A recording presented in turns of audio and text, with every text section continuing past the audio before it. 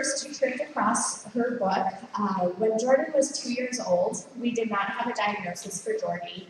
And I remember feeling a little lost, a little confused, and I went to the local Barnes & Noble, and I scoured the bookshelves just to see what was out there.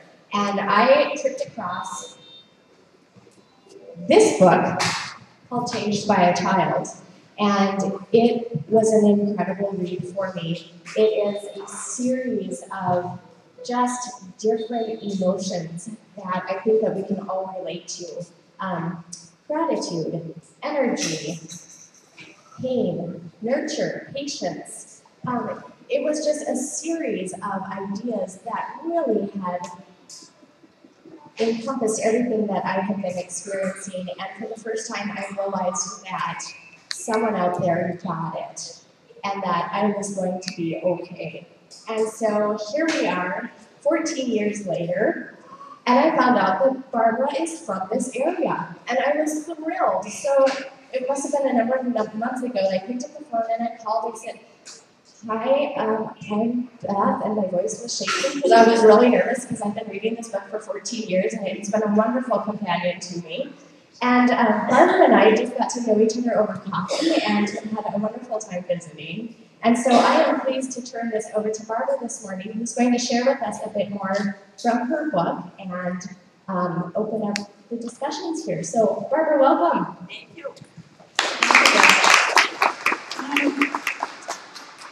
I have a pretty loud voice. Can I do this without a mic? Is that really going to stir up the recording? I think you're right. I'll stay with the mic then. Good morning and welcome to Minneapolis and St. Paul, Twin Cities, I should say. We're not in Minneapolis. If you're not from here. How many have come from somewhere else? Wow, almost everywhere. So for many of you, given the weather this summer, it probably seems cool here. Right? We are bracing though for shooting up into the 90s with high humidity. So if you're from Florida, you'll probably feel right at home, or any of the southern states. But I'm glad that at least it I hope feels a little better to you than I know it's just been brutal across so much of the country this summer. I lived in Dallas a couple years, and so I know what that can feel like. I first of all wanted to say it's just cool to see all the kids here this morning. One of the things that you may have already discovered, I see many of you have young children, but depending how long you've been involved in disability conferences and organizations,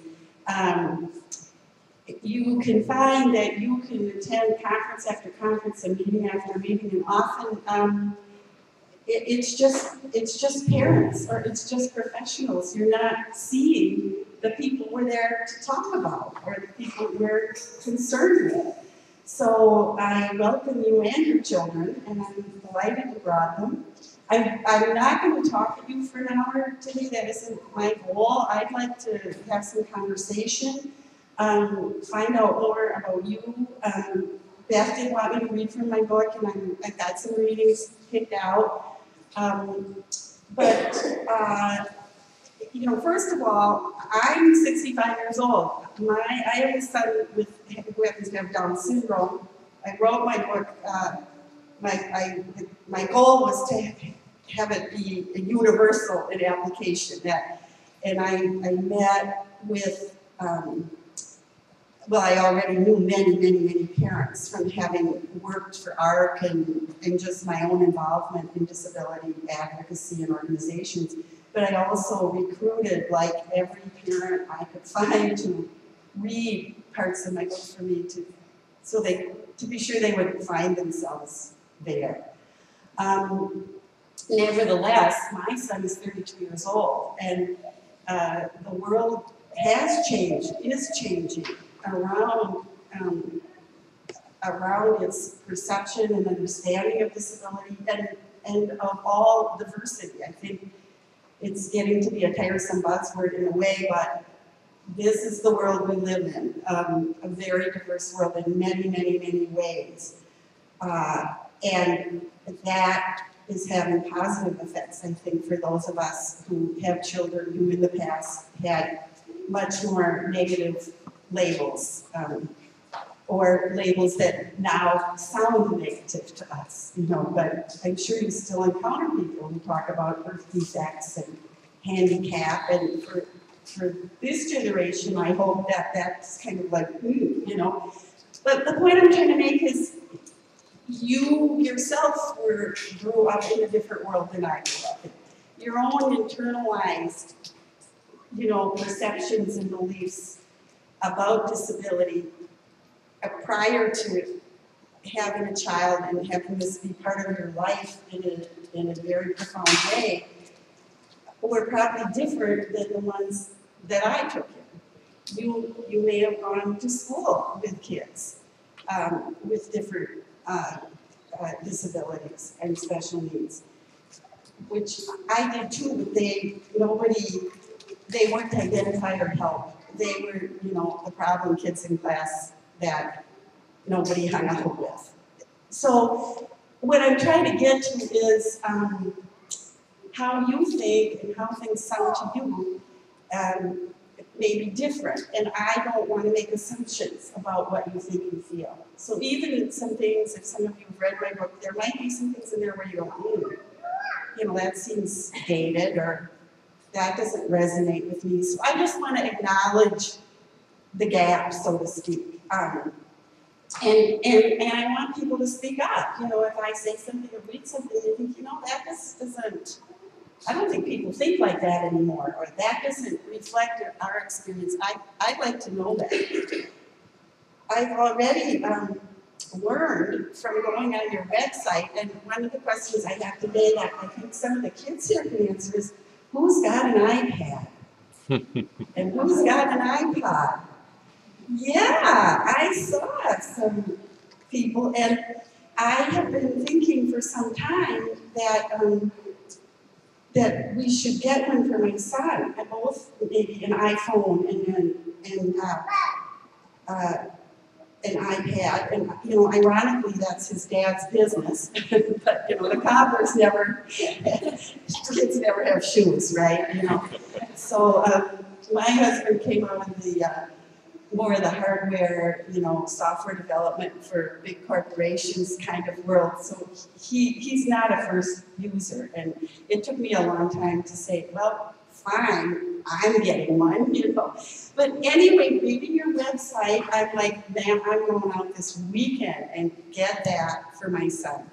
Because if you don't have technology today, you're out of the mainstream, whoever you are. And I copied down that there was a great article with sites for apps and special needs apps and everything. So somehow, if that's been coming through on my Down syndrome newsletter and my art newsletter, I missed it. And I was very excited to see that your organization is really out front on that.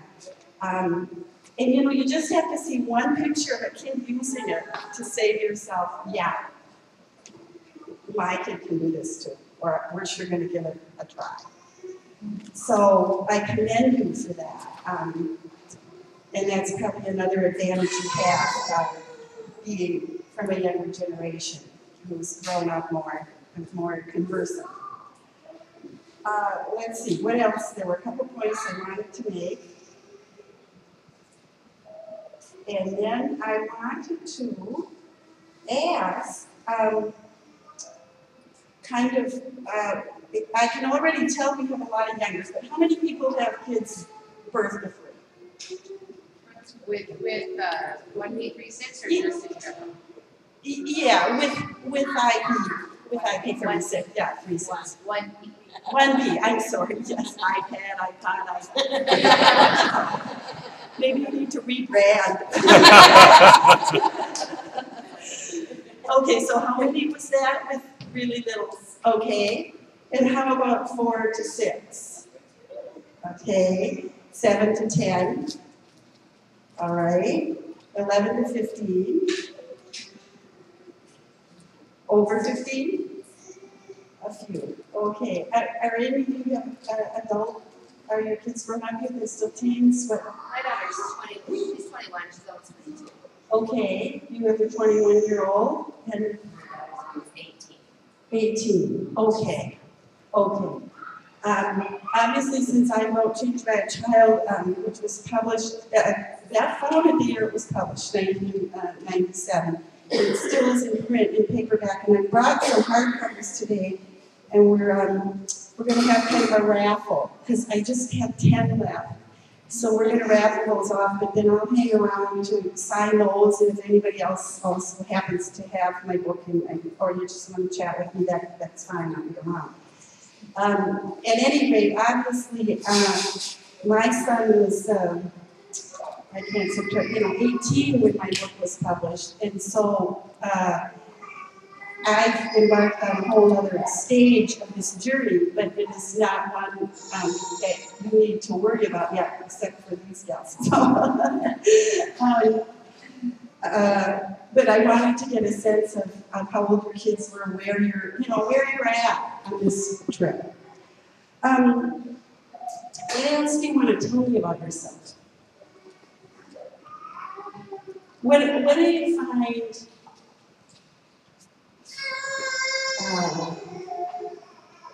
What do you feel like you most want to go home from the Twin Cities with on Sunday? Anybody want to? Yeah. This is not my first conference, but I was at the first and third effects. Okay. I just enjoy coming here because I feel that I belong. Yeah. And that people don't look at Shelby like, oh my God, why are you keeping her alive? Right. That's something that's on me. Shelby Public. Okay. Coming here, I can talk to people. I know if I left the room right now, there's something happening to Shelby, I know any living people would come to care of her. And I can talk to them. You know what I mean? Yes. A lot of people, it takes a lot for me to trust something like she's medically backed up. Right. Like I said, I think people are more than Capable. Right. And your name is?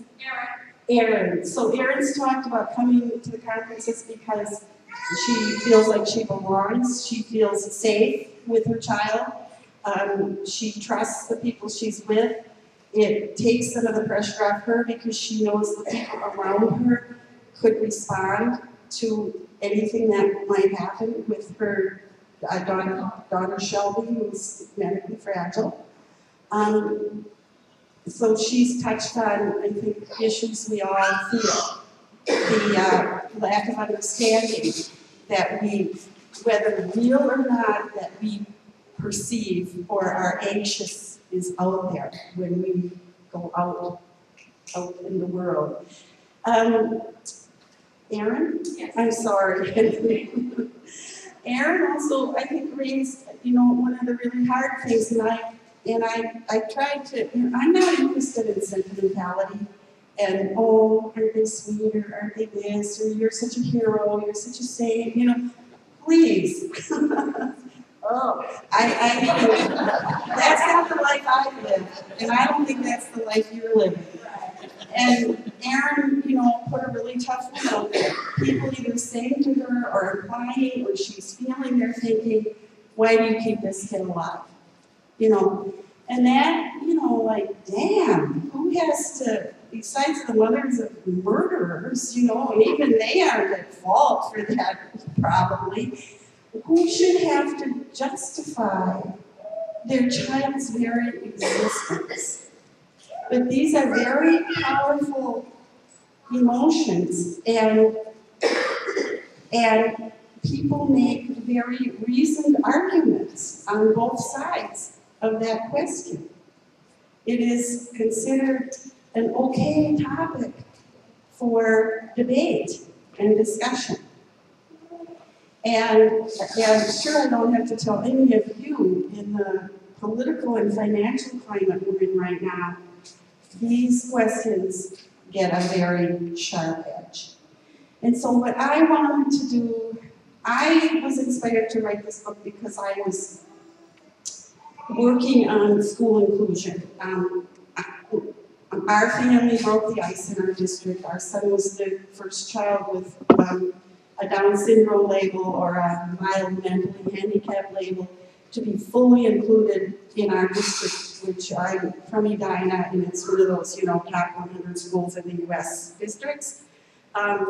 Very competitive, very high on accomplishment, and it wasn't easy. And once I got going, I wanted to quit, but Honor, my son, he wasn't going back to special ed, so I had to keep going. And of course, that meant every year a new team, new teachers,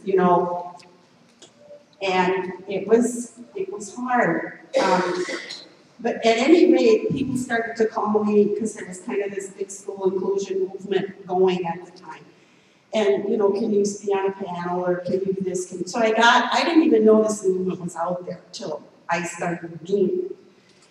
But, and then I got a job with ARC Minnesota, and it was a school inclusion grant. So people were, I was getting calls from parents. I'm trying to do this, this is what I'm dealing with, can you help? And every single parent I talked to, and most of the time it was a mom, we spent like an hour on the phone just kind of putting some of the emotional pieces back together. Because this is so hard when you're out there by yourself and everybody is saying something else. Like, that your kid can't do that, we can't do that, this is the problem, there isn't enough money, they shouldn't even be alive, whatever the message, it kind of takes you apart all the way down to the core. So I wanted to write a book that said, hey, you know what, this is hard, this is different, it is hard. You're doing a good job, your feelings, from the best ones to the darkest ones that you don't even want to admit to anybody, other people in your situation are having, and it's okay. And so I read widely, I talked to, other families, as I said, and did my best to reflect that as honestly as I could. So maybe I should just read a few things. Would that be a good idea? And then we can chat more. And I need somebody to keep track of the time here because I'll still be talking at noon.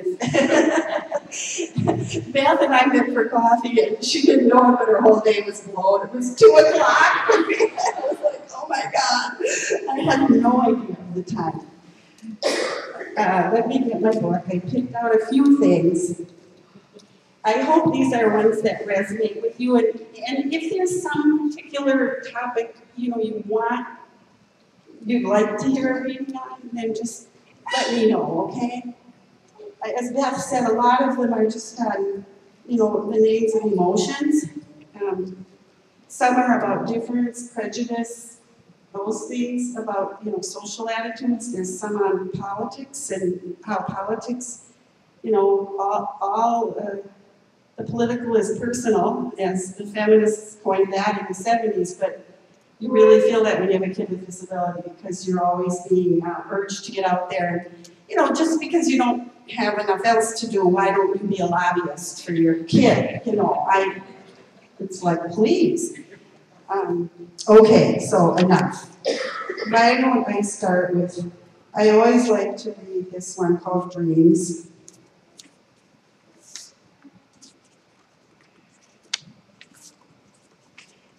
Each of the little readings in my book is headed by a quotation, so I'll read the quotation first, and then I'll read what I wrote. The quotation's from a book I read by a man whose legs were paralyzed by polio when he was 17. That's how we deprive our children when we take away their dreams. The viciousness of this whole thing is that handicapped children are not allowed to dream. This guy comes from another generation. See, they're just as disadvantaged as minority children. You're not allowed to dream big dreams. Just let them dream big dreams. That's all the freedom they need.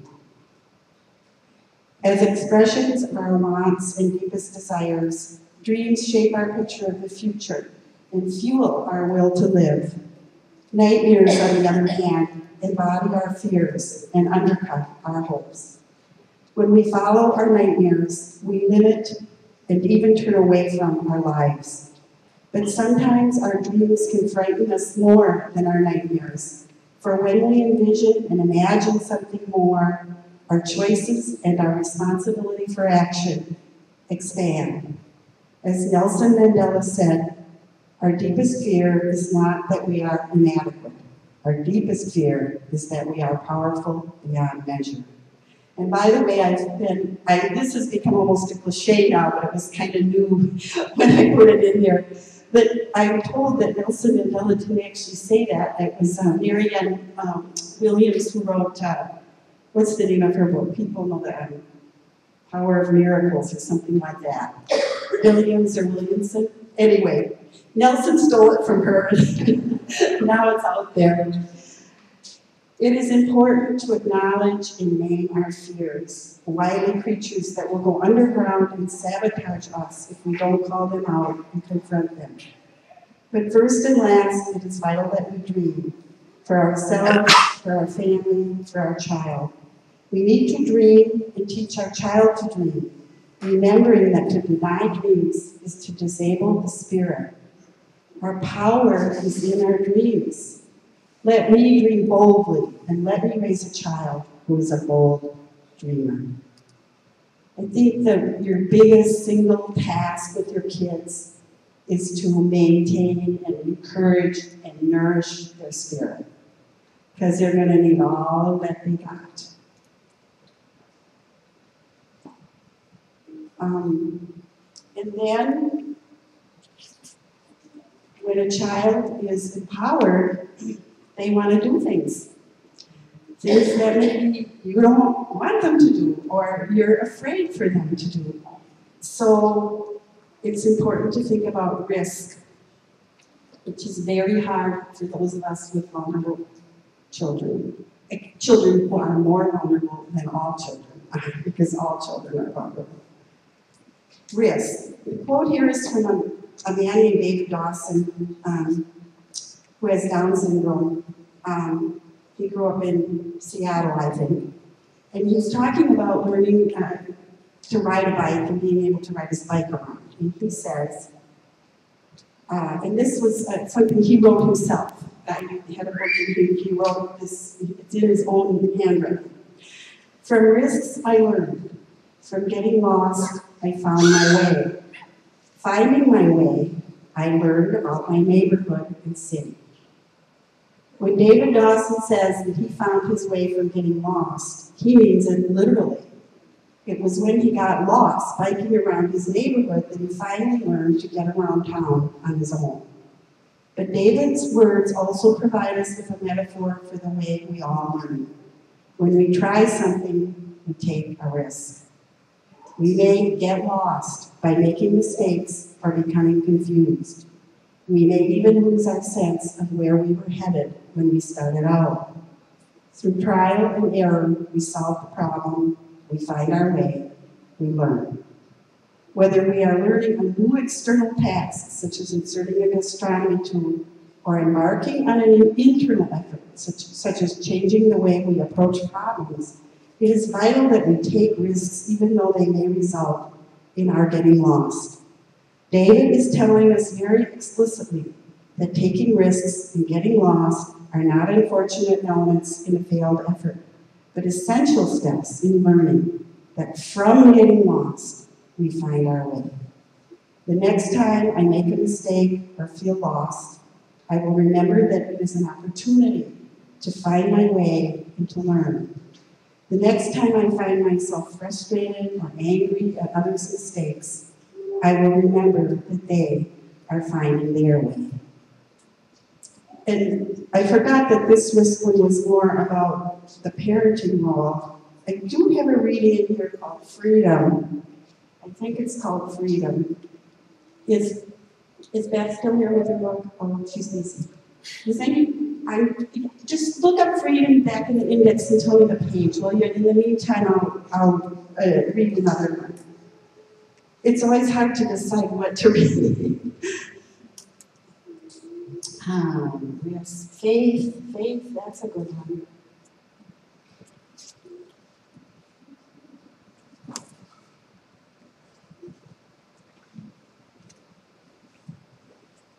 Be patient with me here.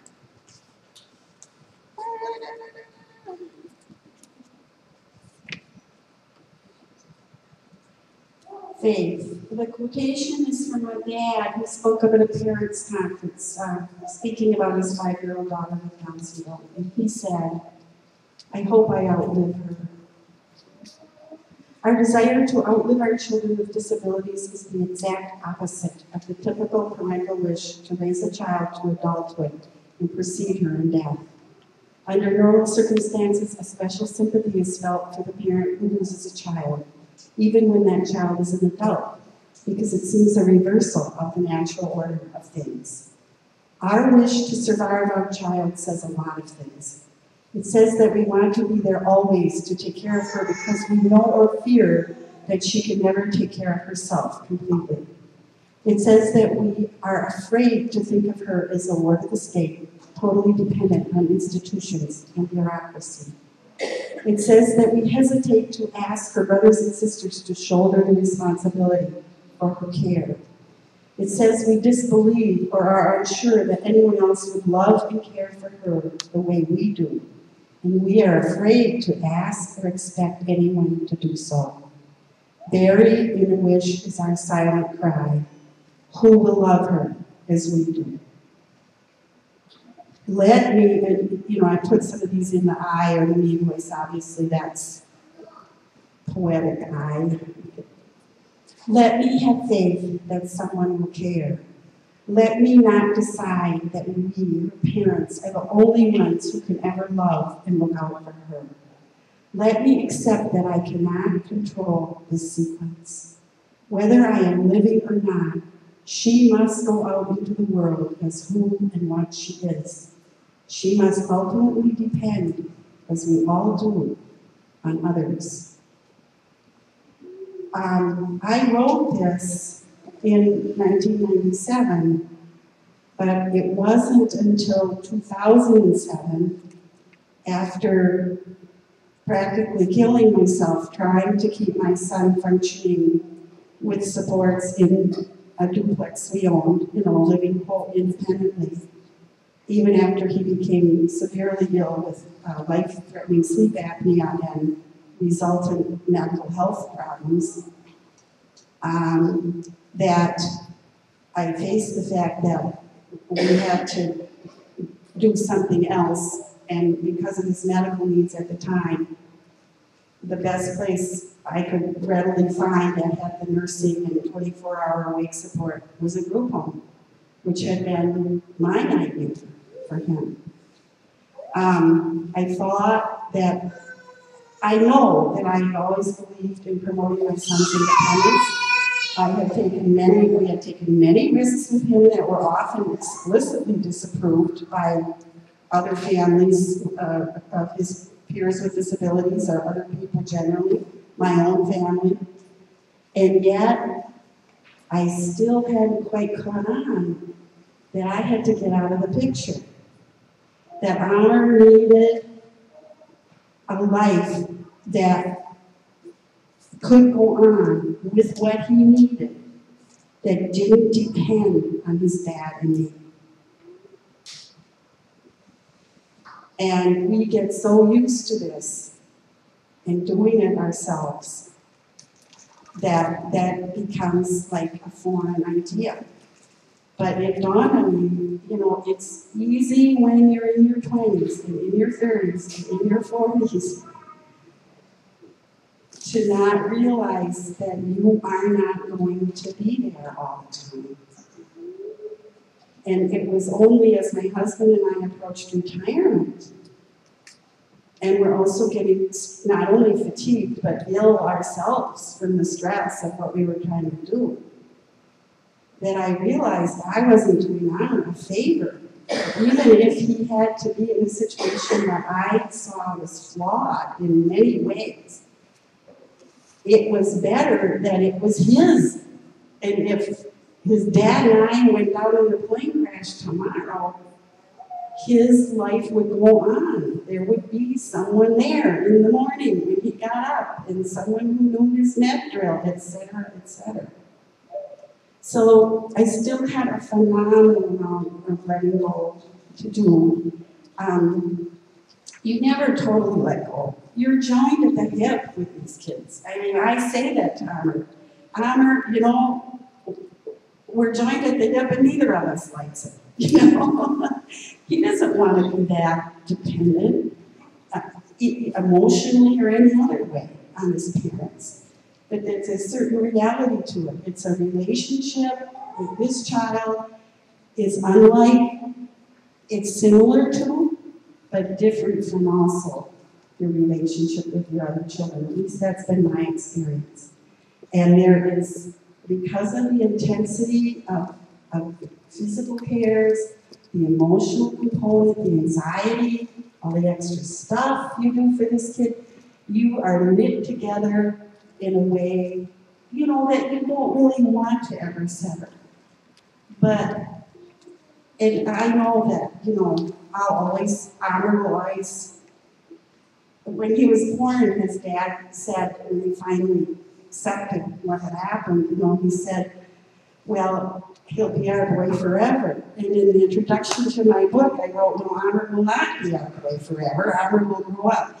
But, you know, he'll be my guy forever. He's the one who's always going to be living fairly close, because I can't bring myself to move to Arizona, or, you know. And now that he's out, I'm starting to realize more that I can depend on Honor for certain things. He is emotionally very intuitive and wise, and he's always on Mom's side. Always. So I can call Honor and say, God, I just, you know, had such a fight with your brother, or I'm so upset about my sister's illness. And Honor will listen and give some encouraging words, some support. This spring, I had a sister who had to be hospitalized for extreme depression. Honor has been on the psych ward. He went to the hospital. He said to her, you need care. It's good you're here. You need care. And it'll be okay. And when you get out of the hospital, don't go home alone to your apartment. Go stay with one of your relatives, you know, one of us. Don't be alone. She didn't listen to that. But, you know, he had it down. And he could just say it to her out of his openness and purity. So we're so on the giving end, raising kids, period. You're so on the giving end, you know, and you have 20 years to perfect your habits, right, of planning, anticipating, deciding, managing, telling people. And then, guess what? You gotta turn that volume down, you know, back away. Now, how you do that with our kids is gonna look different from how you do it even with some of your other children or how other people do it. But put that in your hip pocket as you go on your journey. You know, your job with this kid is the same as with any other kid, to raise them to be as competent and able as they can be, and to find for them the kind of supports that will enable them to live their lives as they are. Okay. I can find freedom. I kind of want Safety. Did you find safety? I think it's good. Yeah. Or what did you find? I'm sorry. I was just kind of thinking, kind of love what you were saying, going back to what you want to get out of this concept. Yes. I find that when I come here and I see, for example, somebody walking, Right. it gives me hope. Right. And a lot of times what I think is what my daughter's biggest disability is my imposing my ideas of what she can do on her. Right. Instead of thinking outside the box and trying to do what you're saying. Right. Because what you read the page before I'm told. Oh, yes, I will right now, but I want to repeat what Carrie said, that when one of the things she can takeaways out of the conference is seeing kids, you know, at different levels of ability and development, and it gives her hope for what her kid might be able to do. Now, I do know I've had people tell me the opposite too. I come and I see this one does that, or, you know, this guy with Down syndrome can read, and that one can ride a bike, and you think, oh, like my kid can read, but he's never learned to ride a bike. And so when I meet kids who can ride bikes, and I think, oh God, we didn't work hard enough on that. You know, we didn't seek out that special help that, you know, and you just can't do it all. So it's a two-edged sword, but I think the bigger point Karen was making too is that we ourselves impose limitations on our kids. And I think that's true of parents, period. And frankly, I think one of the great gifts of having a kid with disability and developmental disabilities is you start to understand how hard-wired development is, and to appreciate, quote, normal child development. You don't take it for granted. And when the 18-month-old throws the food off the high chair tray, you don't go, bad boy, don't do that. You go, oh my God, it's the object permanence, you know? Right? Now, and that's a gift you have to give to yourselves in all of your parenting and your grandparenting and your being aunts and uncles and cousins. And it's a gift you have to give to other parents who are getting all bent out of shape, you know, because the kid still can't say their L's or whatever the heck it is, you know? And we put pressure, terrible pressure on kids. We set our own expectations, and then we also create ceilings. Never create the ceiling. Let your kid find their own ceiling. Just as you should find your own ceiling, you know. And I've been married for 41 years, and I think my husband and I, in this first, now that we're through the retirement adjustment period, like a year sleeping on the couch, you know, and we're really starting to enjoy it. We're finally learning to leave each other alone, you know? Like, let him do that if he wants, you know? I don't care. We don't have to eat this meal together, or, you know, let him pay that rent if that's what he wants to do. And you really become aware of how much you've tried to control everybody all these years. So hope, okay, hope. What page was that, Carrie? That was 54. You already told me that. I have the memory of a gnat. For short term, for long term is really. I'm trying not to say those self-deprecating senior things, actually. Hope. The quotation is from Elizabeth Kubler-Ross, who some of you may know.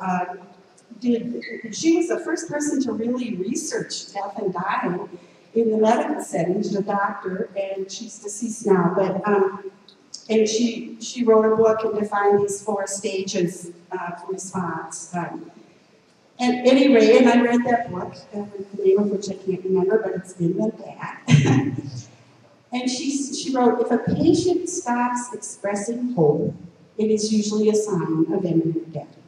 You know, she's talking about people who actually are dying, and it means they've passed through their stages of anger, you know, bargaining, acceptance, denial, and they don't have hope, but at this point it's okay, because they realize this is it, it's over.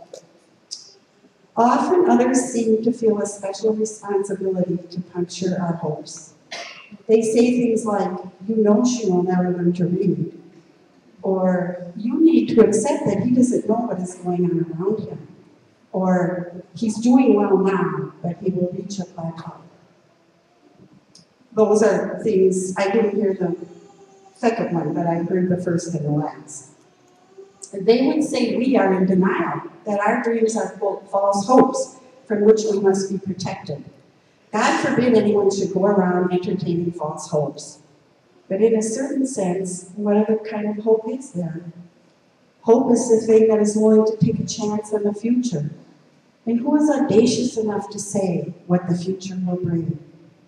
Hope is the capacity to see something on the horizon that we are willing to move toward.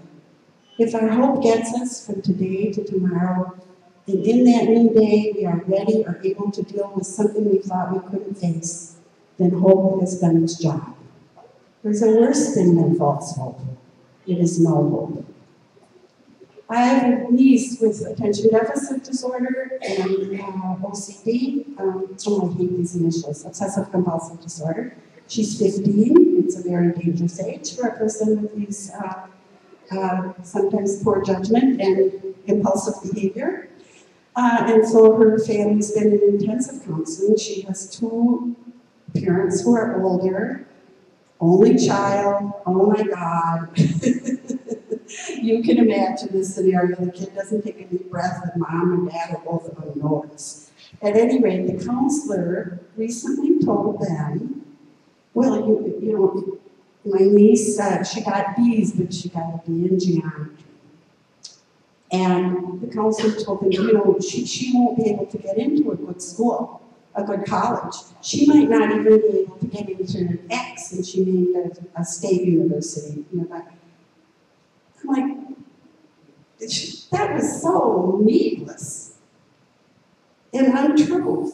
And like, what was the point here? But I was able to know. I said, you know, there's a lot of professionals out there who think it's, and other people, maybe it's your mom, you know, or your sister, who feel that their job is to pee on your hopes, you know? Well, I had a friend who had lymphoma at an advanced stage. She's still alive, almost 20 years later.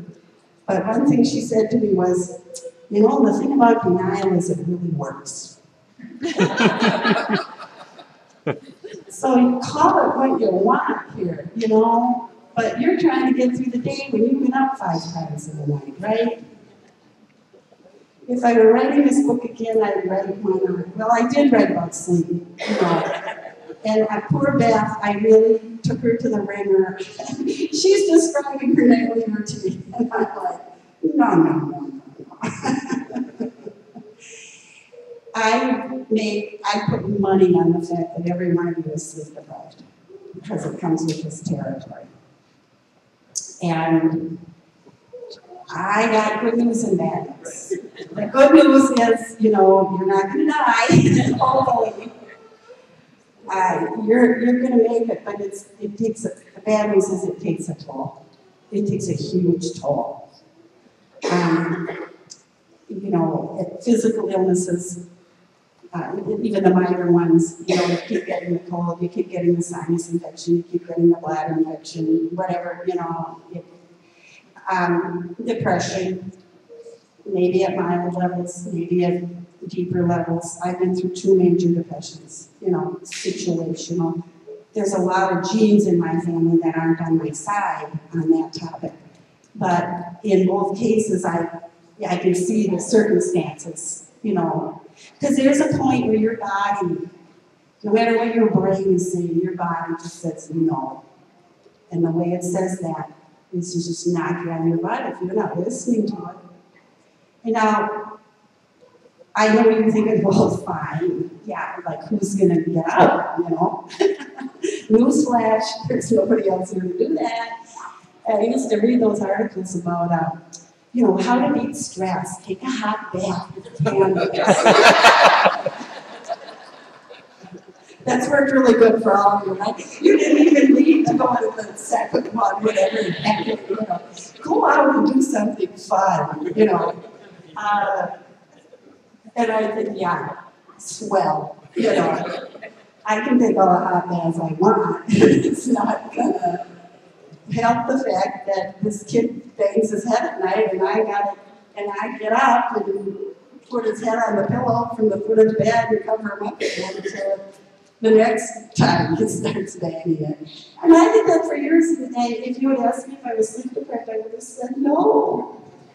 Oh yeah, he wakes up and I go right back to sleep. You know, it's like you got a hole in your foot, you know, and it's just running right out. So the only ways I know to deal with that, you can't eliminate it, and but you just got to get all the help you can.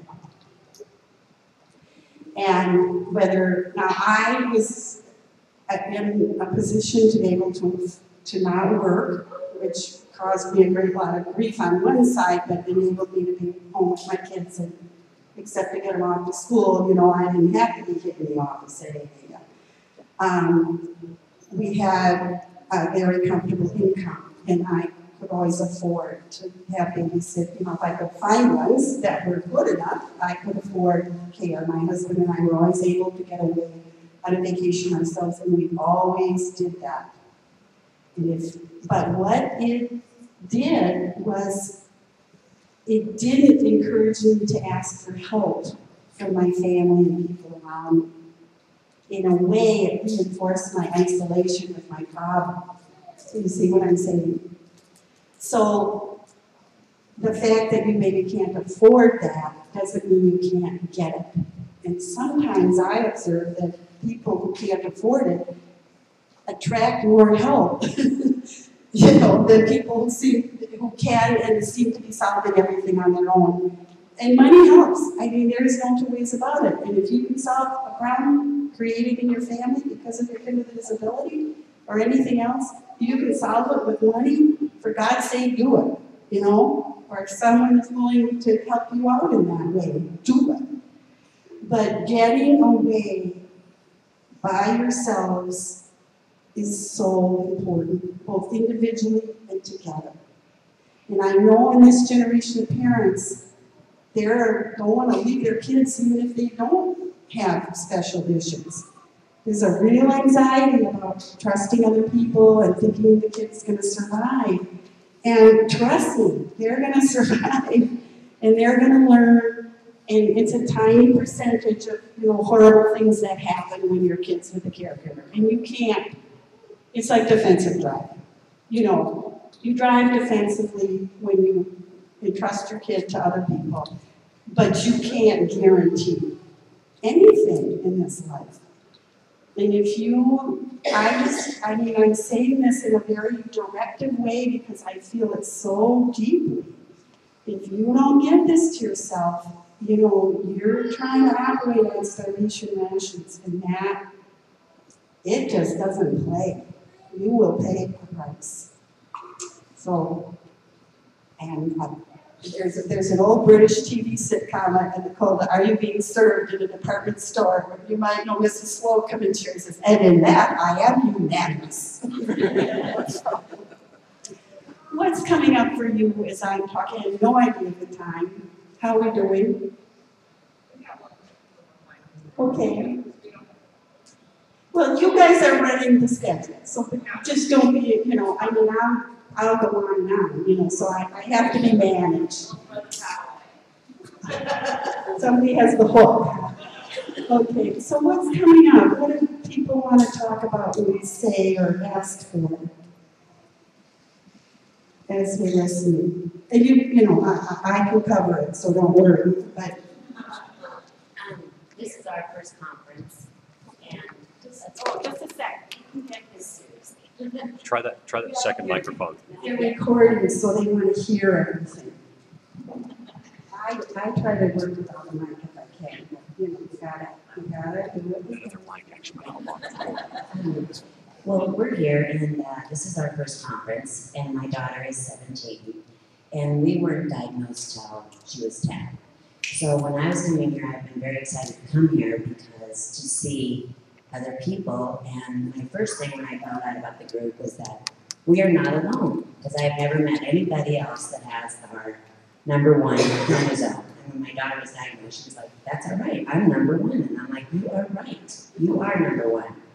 But you know, to see little kids, and that's one thing that they're being diagnosed, but I thought, it'll be beneficial, it'll be so great to meet them, but also to see that, to be a teenager and the things that they will overcome, and to be an older one, and that was one of my main things of coming to see, what is longevity? Is there anybody that's older and that we can learn from them, or that anybody can learn something that we have went through, is my huge thing. And just to see that there is family out there is what is brought us here, and so exciting. And so to just know that there is help out there, or that we're not alone, and see our kids that are doing the same things. They're all the same, but they're all different, but they all have some little cliques that are just the same, is honestly refreshing, and know that we're all here together for the same thing. Thank you. And you are Julie Carlson from Nebraska. Omaha, Nebraska. Thanks, Julie. Yeah, that's great. And you know that it's the gift of the internet that you guys were even able to find each other, and the gift of modern medicine and modern genomics that you now have a name. I have a friend whose child, he's a young man now, but he's never been a diagnosis. And she said, when he was little, there was test. And so one day the nurse calls from the office and says, well, I have good news. All the results to all Jeff's tests were negative. It seems like that ain't good news to me. I would rather find out what the heck this kid is about, because they were clueless. When Fragile X, the Fragile X chromosome is the after Down syndrome, or with, I forget which one is first, but those were the two leading identified causes of developmental cognitive disability. I don't know if that's still true now that more things are being identified. However, my son was about 6, I think, when the Fragile X, when that was discovered and the test developed, and he had 3 classmates in his special ed cohort who were then diagnosed. But it raises that whole issue of living with kind of in limbo. At the same time, I'm sure those of you who lived through that, like Julie, you have to deal with what you have. Function. It isn't about the labels, it's about who the child is, what they're like, what they do, what they don't do. And then, of course, you get into the service world and you got to have the right label to get what you need. Very frustrating, very maddening.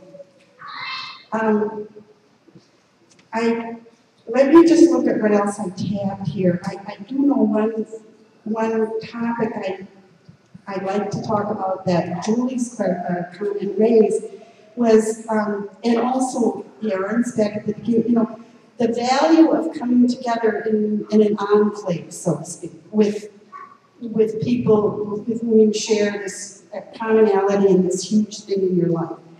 Very important. I would never discourage people from that. But what I have seen over the years is people who a tendency among families with kids with disability to live in that little special world. And I just don't believe in living in special worlds.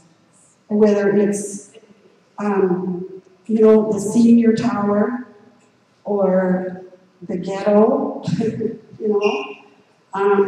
or the special ed classroom over on that wing of the school, or, your kid can go to adaptive rec, but they can't go to the regular parks and rec. I do not believe in segregation. We got a lot of reasons about that. It doesn't mean that we don't live in the world we have right now. If your kid wants to go to adaptive rec and it works for them, then you'll do it, But just have an awareness of don't hold yourself separate and then wonder why the rest of the world doesn't get it. They are not going to come over and hang out with you and learn all about it. You gotta pack your bag and your kid and cross the road. That's why the chicken crossed the road, because that's where the other chickens were.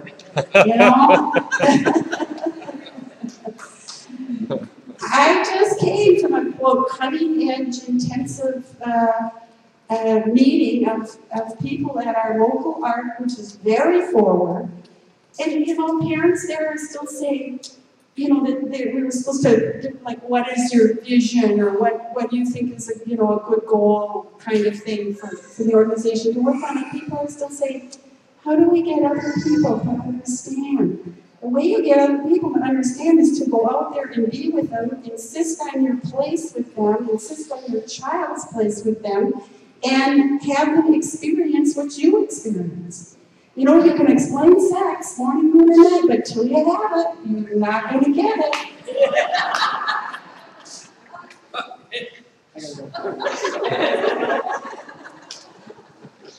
And I remember said that too.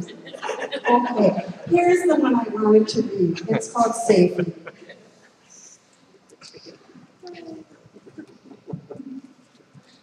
Keep laughing. I read the funnies every morning. That is essential. The funnies, and I can read them online. But I'm a print person, it's too late for me.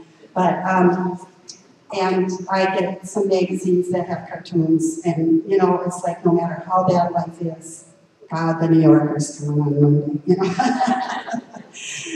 So hang on to your humor. We need it.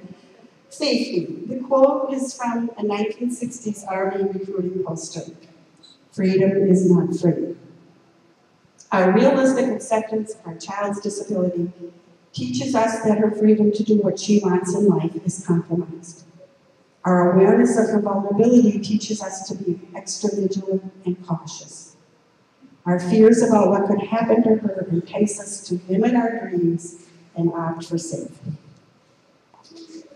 As Louis the Trumpeter Swan says to the zookeeper who is extolling the advantages of the zoo, this is from the Trumpet and the Swan by E.B. Langford.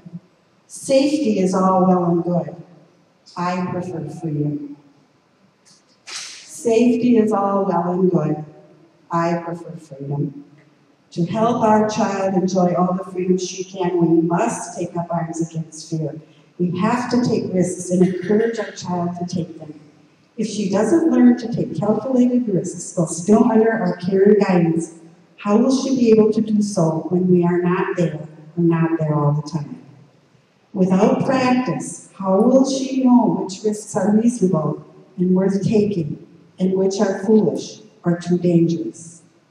Whether it's going to the junior high dance, getting a power wheelchair, giving a speech to the class about what it's like to have cerebral palsy, going away to camp, applying for a job, taking a class outside the special ed classroom, getting an apartment, taking a trip alone, whatever it is, I will not let my fear stand in the way of my child's freedom. Now, for some of you, I know those options, the things I've listed aren't even on the board for your kid. So take this for yourself. Don't let your fear stand in the way of your freedom. Because when other people interact with your child, you are going to learn things that you didn't know about your kid. And if someone told you about your other children, oh, look, there's a little special world, they can go to this class, they'll have 7 friends, and those will be their friends all the way through school. That will be their choice group. And then when they graduate, you can try to get a group home where they can all live together. Because we want our kids to have these relationships, But you would never sign on to that for a kid without a disability. I don't think any parent would sign up for that. Oh, here's your baby. Here's their 7 friends for life. That's not how people live. So it is risky. It is risky. Bad stuff can happen. Bad stuff does happen. But I finally thought, I don't know why I'm afraid of anything. I've already been through the loss of a parent at the age of 4, a sister having polio, my stepfather and mother divorced when I was in my 20s. I lost another dad. I had a kid with Down syndrome totally unexpectedly. Why am I afraid? I'm really strong. I've already been there, done that. life goes on, you know? All right, am I getting close? More, is there any other? Can we hear from anyone else? Yes. You're my friendly face. In every audience, you have to tell you, find a friendly face. You're all friendly faces. But Todd is nodding and smiling. And the reason I've been nodding and smiling so much is because everything you're saying is hitting me right here. Oh, kiss the mic, okay. All right. Everything that you've been saying has been hitting me directly in the chest. This is my first conference, and I'm very happy to be here. And you're the very first speaker, so thank God, because it has been, it's, you know, it seems like you're speaking Greek to me, that's why I'm nodding so much. So my child is Colin. He's 5 years old. He was diagnosed, I guess, at 2.5. I always look to my wife because she's a historian of everything that happens for Colin. So. Yeah, honesty, everything, but you know, Dad, it doesn't have to be that way. Yeah, he's a bit of a daddy's boy too, so it's nice. But what I wanted to say was I had a very interesting experience flying here on a plane. I was sitting beside a wheelchair, a gentleman in a wheelchair, and he was actually a wheelchair athlete. He was a tennis player, and was traveling to Grand Rapids for a tournament. And he was very positive. He was very open about his disability. We were talking a lot about Colin, and Colin was sitting beside me, kicking the chair in front of us. So we had a lot to discuss. And he said something really interesting when I came back from getting the sippy cup. And he said, you know, what you need from somebody or with somebody is somebody to brag to. Somebody who you can say all the things you did right, because most of the time we focus, I think, at least I do, on the things I do wrong, or the things I don't do nothing. So I'm just wondering if that's something that you came across in your writing or in your struggles. Thank you. So true. And yes, and I'm just looking at what I tapped, and I know it's in here, but I can't. I used to call my mom when she was still with us during a very bad period, and, you know, I'd be down, and she would say, well, read your own book, for God's sake. And I don't speak much anymore, and I need to read my own book again. It's like, gee, I knew this once, but you learn it over and over.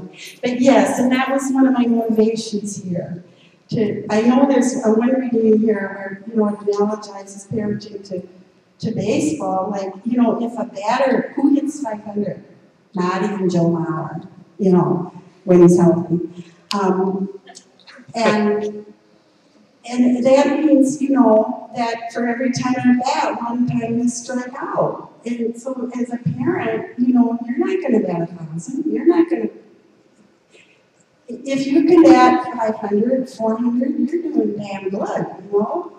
It's like it's a bullseye on the floor, and you are jumping for the bullseye, and, you know, most of the time you're going to miss it. You're going to undershoot. You're going to overshoot. And that's parenting. And that's life. But the difference, I think, with a kid with a disability is there's more of a gray zone. There's less, quote, norms out there. Like, you know, oh yeah, 16, the other kids are getting a license, I guess we'll let him get a license too. You know, we'll let him drive. But you can kind of look around and get a measure. And of course, that's another value of coming here together. You get some, quote, norms for the kind of experience you're having. But the other thing is, because our children can't always communicate to us what they're thinking and feeling, or maybe, you know, the ways they communicate are subject to more interpretations than if they could say in exact words, my stomach hurts, right? You know that she's crying, and maybe she's pointing to it, but, you know, you kind of go down the checklist, right? Is she hungry? Is she tired? Is she this? Is she that? Was it a bad day at school? You know, you're looking for the reason for the quote problem, and so it's more of a guessing game than it might be with someone who can tell you right out. And also, I don't know about your kids, but I have a hunch. You know, my son, his logic is often different. He has his own logic, but it's very sound. It's airtight, in fact. So when we can find Amar's logic, then we can get to what the issue is. Or I wanted to share this story with you anyway. I ran into a mom with a little boy with Down syndrome at the grocery store. So I introduced myself and said, you know, I've been on this trip. And it turned out she just moved up here from New Mexico. And I met her at, we went to the park with her little guy, Walt. He's 11. And he's small, so it's easy for him to just join in with the 4-year-olds, the 5-year-olds. He's playing sand, having a blast, you know, and doing fine, managing himself very well. And all of a sudden, she and I are on the bench, you know, with all the moms, and we look up and there's Walt on the platform to go down the slide with no pants on, watering the sand. So, of course, Nancy's like, oh my God, Walt, you know, where are your pants? You know, and I'm like, she's like, oh God, I didn't bring anything, you know. I'm talking to you, I forgot to take you to the bathroom, you know. I'm like, chill here, you know, but like, whoa, put your pants on. No, they're wet. Good logic, wet pants, they don't feel good, you take them off, right? You know, the fact that you don't dance your privates out at the playground, you know, is like not in his logic train right now. So then he had a long, his shirt had long tails, and he's like crunching it up, and he's telling his mom to take his shirt off. And we're like, wow, just come on, you know, we're getting into the car. But it was wet. The shirt was wet. That doesn't feel good. It's very logical. You take it off. If he poured juice on himself, his mom would be saying, this is wet, let's take it off. So, you know, she, of course, was mortified, and I'm like, you know what? People with Down syndrome, all their muscles are a little weaker. We don't know what his bladder signal is. Of course, you've been for 11 years teaching him to tune in and go to the bathroom, but my son's 32 and he still has leakage problems. You know, his body lets him down in that way. So spare yourself a little, you know, because the kind of vigilance where no matter what, she's got to say, I'll take him to the bathroom every 45 minutes. Hey, that is going to wear you down to the bone. You do that for 10 years, 15 years, 20 years. This stuff happens, you know. It's just, it's okay. You're not going to be thrown off the planet. I have 2 final readings. Do I have time for them? Okay, then I'll just do the very final one, which is very short. The one I wanted to read was kind of responsive to Todd about how this experience transforms us and what you learn from it. And the tragedy is, if you, having been given this experience, if you don't harvest what's in it for yourself, for your own growth, physically, mentally, emotionally, and spiritually, then you refuse the opportunity that came your way. It's hard learning, but you're a bigger, better, more accepting, more understanding human being in the world. And today, that's so clearly what our world needs is what you have. Because I don't know how you can have a kid with a disability and understand this and still be racist, still be sexist, still be hostile to people who are different. I just don't get that. That's compartmentalizing. This teaches you that we're all human. We're just human. As different as we can be from each other. We're still human. I always like to close with this reading, and it's in the poetic I. So when I say I, it doesn't mean exactly me. Okay, it's marked. This book has too many notes at the back, but it does have a great bibliography. If you want to do more reading. And this is called Beautiful. It's the last one. The quote is from a man named Richard Anderson, and when he wrote it, his son, Walter, who has autism, was 11. I often tell Walter someday he will talk to Daddy. We have our own private sign for this. He touches his forehead with his forefingers, and I touch my chest. I say I know the words in his mind will come to my heart. I say, Daddy knows. Do you know how beautiful you are? You are. You are. I see your tenderness, your unqualified love, your patience and dedication. I see your wounded pride, your doubt, anxiety, and rage. I see you adjusted to life as it is and tortured by impossible choices. I see you enlarged and compromised. I see all of you in all ways. I see how beautiful you are. Thank you very much. Have a fabulous week.